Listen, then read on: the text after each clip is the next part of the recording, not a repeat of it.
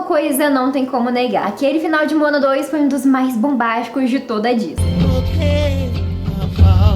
Arrepio só de rever essa cena. E hoje vamos analisar tudo o que aconteceu nesse final, junto de teorias de como e por que a Moana virou uma semideusa, quais são os poderes dela. E vamos traduzir a música que o Maui canta e que é o que faz a Moana voltar à vida. Oi pessoas e remos mágicos, beleza? Eu sou a Mid e sejam bem-vindos ao Dear Mid. E vamos começar com uma pessoa que passou pela mesma coisa que a Moana passa nesse final, o próprio Maui. Tá olhando para um semideus. O Maui não nasceu poderoso desse jeito. Eu não nasci um semideus. Ele na verdade nasceu um bebê fraco, humano, e foi largado pelos próprios pais pra morrer no oceano. Eles me jogaram no mar, como se eu fosse nada. O pior aconteceu, o Maui perdeu a sua vida, mas ele foi resgatado pelos deuses, Por acaso, foi achado pelos deuses. que devolveram a vida pra ele e deram um presente mágico. O seu anzol com poderes que faz com que ele seja capaz de mudar de forma. Eles me fizeram Maui. Durante todo o primeiro filme a gente descobre que é do anzol mágico que vem os poderes do Maui, tanto que ele não consegue se transformar sem o artefato. Sem meu anzol, eu não sou nada. Isso não é verdade! Sem meu anzol, eu não sou nada! Guarda isso na cabeça porque é muito parecido com o que acontece com a Moana também. Ou seja, o Maui morreu, foi ressuscitado pelos deuses e ganhou um artefato mágico com poder. Uma história idêntica com o que vemos a Moana passando lá no final de Moana 2. No final de Moana 2, a chefe da ilha tá prestes a quebrar a maldição do terrível deus Nala. E pra isso, bastasse que ela tocasse na ilha que tava ali submersa no oceano. O filme não explica direito, mas durante a divulgação de Moana 2, a Disney revelou mais detalhes sobre essa maldição do Nala, que acabou não aparecendo aqui no roteiro da história. Isso porque uma coisa que a Disney revelou só nos bastidores e não trouxe pro filme é que o Nala queria ser o deus mais poderoso de todos. Mas ele reconhecia que os humanos, apesar de serem fracos, se eles se unissem, eles poderiam ser mais poderosos do que o próprio Deus. Com isso, Nala amaldiçoou os humanos para que isso nunca acontecesse, com a maldição de que um povo jamais conseguiria se reencontrar com outro, para que eles nunca conseguissem juntar as suas forças e ficassem mais poderosos do que o Nala. Então foi aí que essa maldição do Nala surgiu, de um povo nunca encontrar o outro através do oceano. Colocar os pés nessas praias quebraria o feitiço. Juntaria o nosso povo de novo. Então Nala protegeria essa maldição do jeito que fosse, porque ameaçava o próprio poder dele, e de fato é o que ele faz ali em Moana 2. Quando a Moana tá prestes a tocar na ilha, o Nala joga um raio nela. E o raio chega na Moana no exato momento que ela consegue tocar na ilha e quebrar a maldição. Só que pra Moana já era tarde demais. E naquela hora, a Moana de fato morre. A Moana morre nesse final. O Maui vai de encontro até ela, e nesse momento a gente tem uma outra curiosidade sobre o semideus. Como o anzol dele foi destruído, ele perdeu as suas tatuagens mágicas e perdeu o seu lado semideus. Então naquele momento, o Maui também tinha se sacrificado pelos humanos. O que é algo muito forte pro personagem, que sempre foi visto como cheio de ego, ganancioso, e que só se importava assim com as aparências e consigo mesmo. Ele roubou da ilha-mãe. E a escuridão chegou. Mas que também, na verdade, a gente descobre que o Maui faria de tudo pelos humanos. Então esse sacrifício dele em Moana 2 comprova ainda mais isso. Você fez de tudo por eles. Pra ser amado. Então no final a gente tem dois sacrifícios grandes acontecendo pelos humanos. O da Moana e do Maui. O Maui então começa a cantar aquela música, que de acordo com a lista da trilha sonora, ela se chama Mana Vaval. E eu achei a tradução da música e você precisa ver isso. Aqui a gente percebe que é um apelo, uma prece do Maui. Ele tá pedindo, clamando pela vida da Moana. A prece do Maui é atendida com o ancestral da Moana aparecendo ali na frente deles, que foi o primeiro ancestral que tentou quebrar a maldição. Esse ancestral chama Tautaivaza, e ele também clama pela vida da Moana e reconhece toda a força que ela carrega.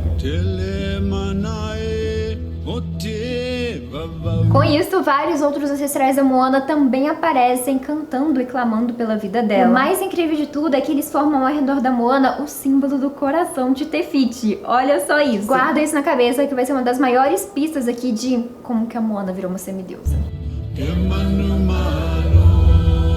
Mas vamos seguir aqui a música. Que, assim, apesar de eu ter ressalvas com o roteiro de Moana 2, é inegável que esse final é um dos melhores da Disney, assim, dos últimos filmes. E se Moana 2 fosse só esse final, seria apenas cinema. Perfeição. Então reconheço o final arrepiante e maravilhoso. Ainda mais quando a vovó Tala aparece. E essa fala da vovó Tala é cheia de significado na cultura da Polinésia, onde a vovó Tala clama pelo poder de Mana. E pesquisando sobre a cultura da Polinésia e vendo vídeos de pessoas que fazem parte da cultura, encontrei a explicação de que Mana é o poder mais profundo que reside em cada ser vivo e até em objetos. Mana é a essência que reside em tudo e em todos. E é agora que vem o mais arrepiante. Na cultura da Polinésia, Mana pode ser passado entre membros ali da mesma família. E o Mana é cravado na pele em forma de tatuagem. Então, quando a vovó Tala clama pelo poder de Mana, todos os ancestrais da Moana estão transferindo sua própria essência para ela. E agora essa parte fica ainda mais forte sabendo disso. Ou seja, a essência de todos os ancestrais da Moana vive nela. E eles resistem por meio dela, por meio da existência da Moana. Todos eles existem na Moana.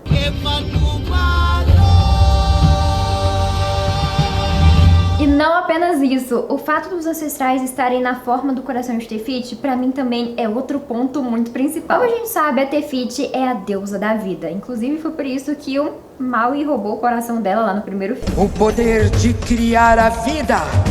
Ela tem o poder de dar a vida e, claro, a deusa tem muita gratidão pela Moana depois de ela ter reconhecido que ela estava presa na forma de Te-Kā e restaurou seu coração. Então, pra mim, nesse momento, os ancestrais da Moana também chamam pela ajuda de Te Fiti e ela corresponde ao chamado, também transferindo a sua própria essência, a sua própria Mana pra Moana. E lembra que na cultura da Polinésia a Mana é cravada no corpo em forma de tatuagem? Pois bem, é isso que vemos acontecer.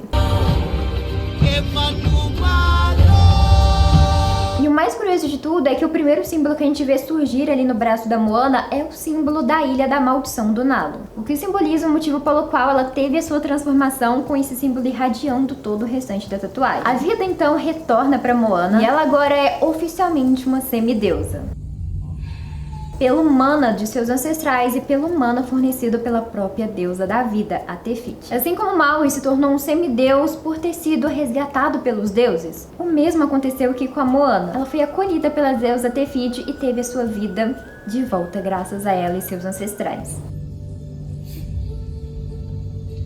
Inclusive, olha só o que tem do outro lado da tatuagem da Moana. Justamente o símbolo da Te Fiti de todo o tamanho. O que mostra mais uma vez que foi graças a deusa que a Moana virou uma semideusa. Os ancestrais pediram e a Te Fiti foi a deusa escolhida para salvá-la. Ali o Maui também recupera o seu anzol e nesse momento ele volta com suas tatuagens de semideus e retoma o seu poder. E a própria Moana também ganha o seu artefato. E o dela é o seu icônico remo, o que concede a ela poderes bem legais. Porque segura a bomba, agora a Moana é a semideusa do oceano. Eu já tinha essa teoria antigaça aqui no canal de que a Moana seria a semideusa do oceano, bem antes de tudo isso de Moana 2. Mas o segundo filme confirmou isso de vez. Isso porque os deuses da Polinésia têm nomes indicando o que eles representam. A palavra Maui, por exemplo, significa trapaceiro.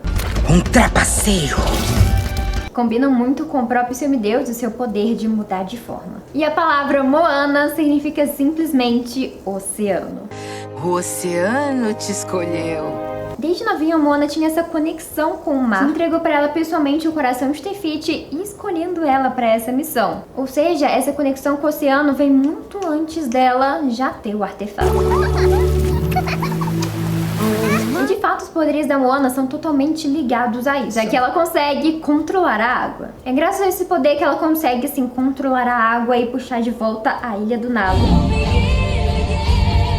Já outro poder que a gente vê ali no finalzinho de Moana 2 é o dela abrir e encontrar caminhos através do oceano. Basta ela colocar o remo na água que ele traça um caminho pelo qual Moana deve seguir. E isso tem uma explicação muito legal porque os navegantes da cultura da Polinésia recebem o título de Wayfinders. Ou seja, encontradores de caminho. Os Wayfinders dependem da observação das estrelas, do sol, das ondas do oceano e de outros sinais da natureza para obter pistas sobre a direção e a localização para navegarem pelo mar. Então agora a Moana é uma encontradora de caminhos, uma Wayfinder com seu poder que mostra os caminhos para ela através do oceano. Então muito legal como uniram essa ideia do poder da Moana com uma parte muito importante da cultura da Polinésia. É o que eu disse, esse final é apenas cinema. Tá, Mid, mas quais são os outros poderes que a Moana tem agora como semideus? Primeiro de tudo, a Moana tem uma força sobre-humana, assim como Maui, mas super forte por ser um semideus. E algo que eu já mostrei pra vocês que ela tinha bem antes de já ser uma semideus. Já que em Moana 1 ela consegue empurrar essa pedra que deve ter muitas toneladas.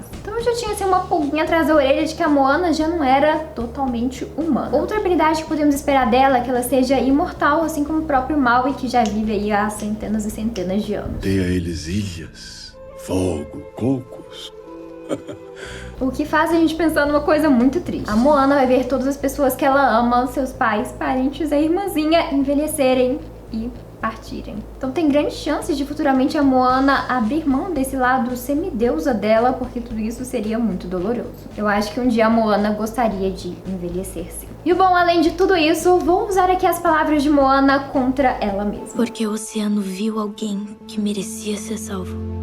A Moana foi salva, pois o oceano viu alguém que valia a pena ser salvo. E agora a Moana promete como semideus. E o final de Moana 2 conta com uma cena pós-créditos que revela muita coisa, dá certeza de que a gente pode esperar mais aqui sequências de Moana, onde vemos o Nalo ainda mais vingativo por ter tido, né, sua maldição quebrada. E ele continuou com as garras na Matange, que deve assim ser salva pela Moana em um futuro filme. Então teremos agora uma luta mais direta entre a Moana semideusa e o deus Nalo. E minha teoria é que mais deuses entrem aí nessa disputa ao longo dos próximos filmes. Com deuses apoiando a Moana, como é o caso da Matange e da Tefiti, mas também outros deuses raivosos apoiando aqui, ficando do lado do Nalo. Promete caos e tô aqui curiosa pro que vai acontecer. E você ainda não sabe quais filmes e séries vão estrear em 2025? Só aperta aqui no vídeo do lado pra você ficar por dentro de tudo, com todas as datas e não perder nenhum lançamento. Aperta aqui.